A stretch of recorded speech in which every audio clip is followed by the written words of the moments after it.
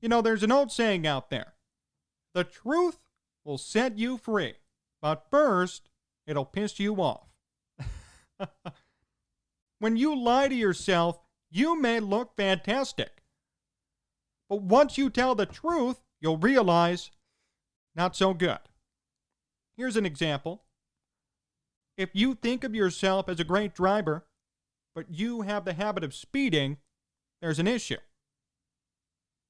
In the interim, you may not get in trouble for it, but eventually, you will get pulled over, you will get a ticket, and you may cause a crash. You'll go from being a great driver, in theory, to being a reckless one in reality. See the difference? When you lie to yourself, you never get the truth. You elevate yourself. You put yourself on a pedestal that really shouldn't be there. That's been going on with the Chicago Cubs, by the way, for the past couple of years. I said at the end of 2019, it's time to start the rebuild. Well, everyone else obsessed over Joe Maddon leaving and obsessed over a new manager and some new free agent signings, I said, you're prolonging the inevitable.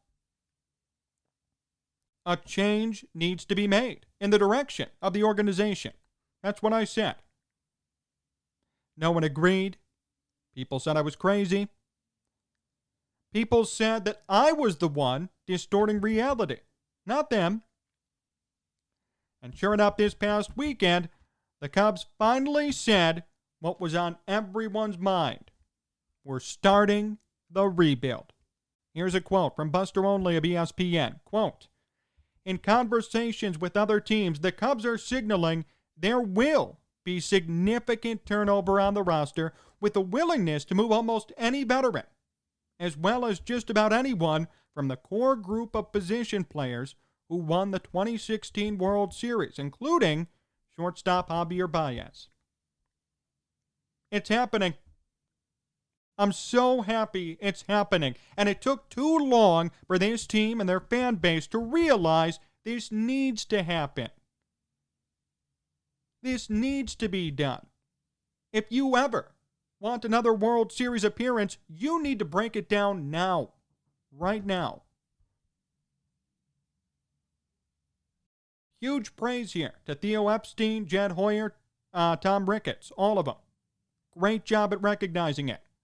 It took you some time, but eventually you realized this is what's best for the future of the organization.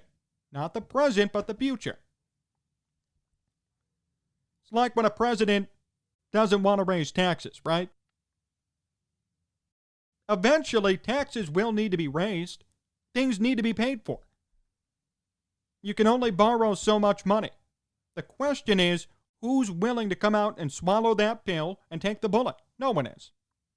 No one will ever tell you, I'm going to raise taxes. If they did, they wouldn't be in office. Ricketts, Epstein, Hoyer, they're like the president. It took them a long time. They didn't want to piss anybody off. They didn't want to alienate their fan base, especially with the new TV network. But you know what? They swallowed the pill, they bit the bullet, and the rebuild has begun. Thank you. And Cubs fans, you could say I'm biased, but look at this past season and tell me things didn't need to change. Look at what happened this past year. You could make excuses all you want. It was a COVID year, only 60 games, not enough time. I say you're wrong. This was in development back in 2018, 2019. This was in development since the end of the World Series win. From 1 minute after the Game 7 win to today, the Cubs have been going down, down, down. Now they've hit rock bottom, apparently, and they're starting to make responsible decisions. Look at this past year. The core that everyone likes to tout. Wilson Contreras, league average hitter. Anthony Rizzo, league average hitter. Javier Baez, a 59 OPS plus, one of the worst in baseball. And your friend Chris Bryant, who you may know because of me when I said he was a bust, is done. His Cubs years are over. No point in salvaging any of these players. There's no point. If you want progress, if you want winning, if you want another World Series, this is what has to be done. Plain and simple. If you don't like it, then again, you're not willing to embrace the truth. You're stuck in the lie, just like a lot of other people still are. Oh, this team's great. They'll be back. No, they're not. No, they're not. There's a lot of work that needs to be done here. This is their opportunity. If you trade, for example, Schwarber, Happ, Rizzo, Baez, Contreras even, Bryant, imagine how many prospects you'll get back. And draft picks. International signing bonus money. It all adds up. It all helps. If the Cubs start today, if this report is true and they start today, by 2024, 2025, they'll be back on top easy. Easy. It's just a matter of starting. That's why this is so encouraging. That's why I never understood the hostility toward this. I'm a realist. I'm not a fan. I'm a realist. The fans are saying this is ridiculous. The fans are saying, keep what we have. This is a good baseball team. The realist, me, is saying, truthfully, it's not. What you have right now doesn't work. I'm sorry, but it's true. Look at the numbers. Look at the trajectory of the Cubs core and look at the trajectory of the Cubs ever since the World Series. Direct correlation. Bryant, worse and worse. Rizzo, worse and worse. Baez, unfortunately, worse and worse. Some of these guys I respect as baseball players, but they're not getting it done. Kyle Schwarber, who I've maintained is a bust since day one, has proven it. You can't be hitting 188 again. Remember? 2 years ago, demoted to AAA, Kyle Schwarber to work on his craft, work on his swing. Now he's back to square one. What'd he do down there? See, these are questions that no one wants to address. I know they're uncomfortable. I know they put the Cubs in a bad light, but the truth is, if you don't talk about them, if you don't address this stuff, it's only going to get worse and worse. Each year that you wait and you string people along, it's only going to be worse. It's like breaking up with someone. Each date you go out on, it makes it harder and harder to break up. That's true. You could break up after 2 dates. You could break up after an engagement. Which one do you think is going to be harder to do? The Cubs have strung their fans along for years.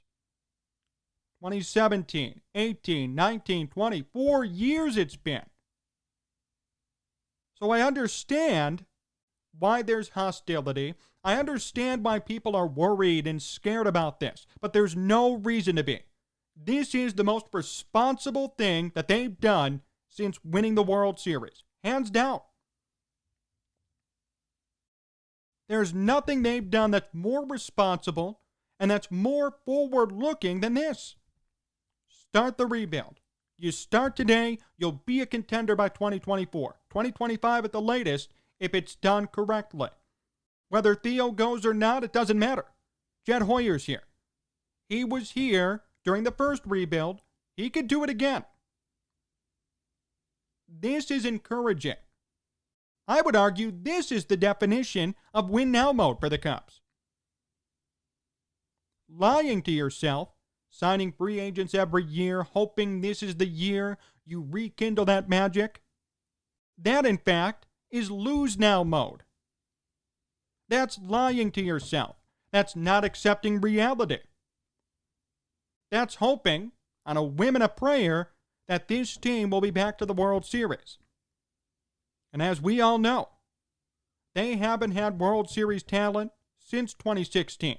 And even in 2016, it was questionable at best as to whether they truly belonged there.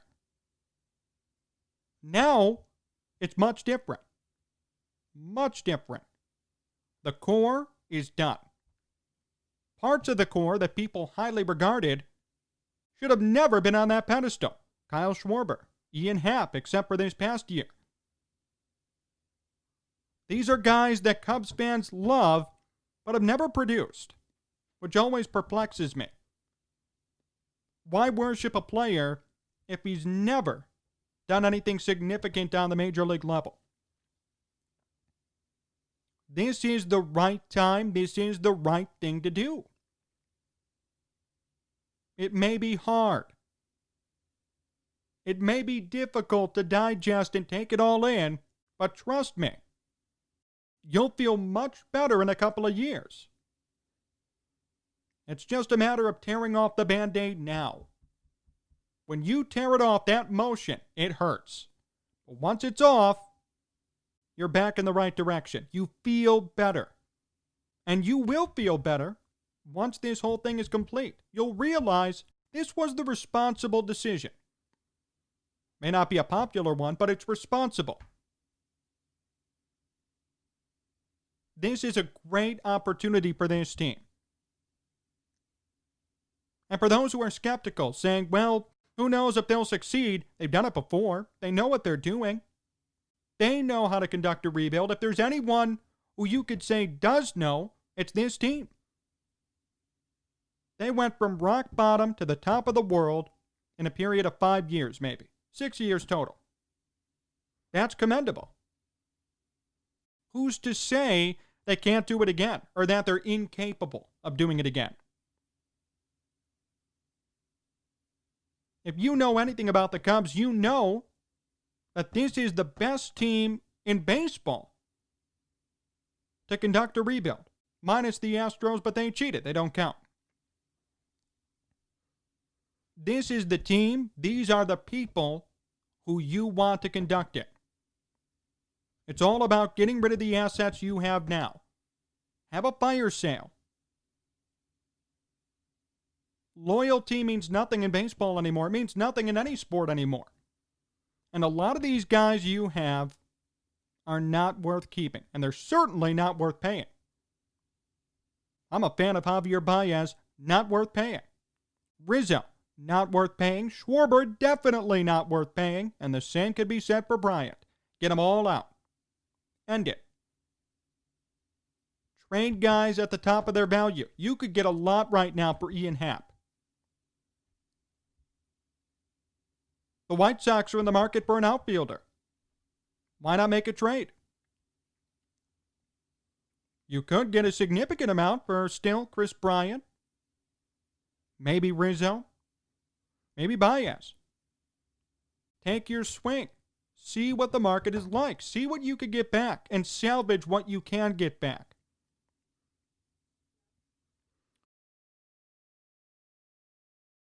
It's better to do that than sit here and delay and delay and delay. I'd rather see the Cubs lose 100 games next year than see them barely get into the playoffs and lose in the first round. Wouldn't you? Seriously. What would you choose? Do you want each year just getting in, and then losing? Or do you want a couple of years of misery for possibly another championship? That's the real question. That's what you have to ask yourself and answer. Don't react with emotion. Oh, this is horrible. You're trading away all my favorite players. React as if you're a part of the team. React as if you care about the future of the organization. It might be hard to get rid of guys like Baez, Rizzo, Bryant, guys who meant a lot to this team. But trust me, in the long run, you'll love it. Trust me. It may not feel so good right now. It never does. But in the long run, it'll work. Great example on this, 2006. Cubs lost 96 games. Horrible team. That year, they had Greg Maddux. Of course, anyone who knows anything about Cubs baseball knows what Greg Maddux meant to that team. And you know what? They traded him. They traded him to Los Angeles that year because they needed prospects. They needed something. They had nothing. It might be tough to deal a guy like Greg Maddux, a Hall of Famer, Cubs legend, but they did it. Because they knew we need prospects. We need to rebuild. We need to replenish. We need to be good in the future, not today. And they did it. Ryan Dempster. The Cubs traded Ryan Dempster for some guy named Kyle Hendricks. It must have been hard to deal Ryan Dempster. He's been there since 2004, 2005. But they did it. They did it for the benefit of the future. And you know what? Everything's fine. Dempster's in the front office. He's on marquee. No hard feelings. It's a business. This is a business decision. This is a decision that actually prioritizes the organization. This is a good thing. You should be celebrating. You should be jumping for joy. There should be no tears. There should be no remorse. There should be no anger. It's going to be painful right now, yes. No question. But come 3 or 4 years from now, you're going to say, this was the best day of my life if I'm a Cubs fan. The decision to rebuild, as hard as it is, was made, and since then, things have gone up and up and up. That's the way this needs to be addressed. That's the way I would spin it. If I'm in the Cubs PR department, and I got people calling me, demanding my season tickets back, or wondering why this is made, I would tell them, it's going to be tough today. It'll be great tomorrow. And that's the whole thing with this entire rebuild. It's going to be real tough today. We're going to have to buckle down. We're going to have to supplant ourselves in 2010, 2011, when this team couldn't win any games. But in the future, this will be the best decision the team could have ever made. More to come here on Sports Talk Chicago. My interview with Ryan Dempster comes up next, so stay tuned. Hey, do you want to make some money this weekend? What if I told you that I could offer you $250 free to bet on any game you want? Thursday night football, college football, Bears football next Sunday. It's that simple. All you have to do is go to sportstalkchicago.com/cash, sportstalkchicago.com/cash. You must be 21 or over. You must be an Illinois resident. You can get $250 free money to bet on whatever you want. Prop bets, bet the spread, bet the over-under on any game for this upcoming weekend. It's that simple. Just go to sportstalkchicago.com/cash, sportstalkchicago.com/cash. If you have a gambling problem, call 1-800-GAMBLER.